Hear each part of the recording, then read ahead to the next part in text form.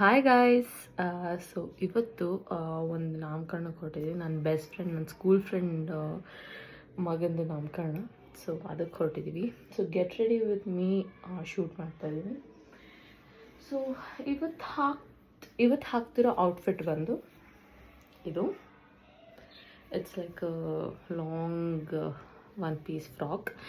And ಇದು ನಮ್ಮ ಮಾವ ನಂಗೆ ಕೊಡಿಸಿದ್ದು ನಾನು ಪ್ರೆಗ್ನೆಂಟ್ ಇದ್ದಾಗ. ಸೊ ಹಾಕೊಂಡು ಬರ್ತೀನಿ ಬ್ಯಾಕ್. ಸೊ ಮೇಕಪ್ ಮಾಡ್ಕೊಳ್ಳೋಣ.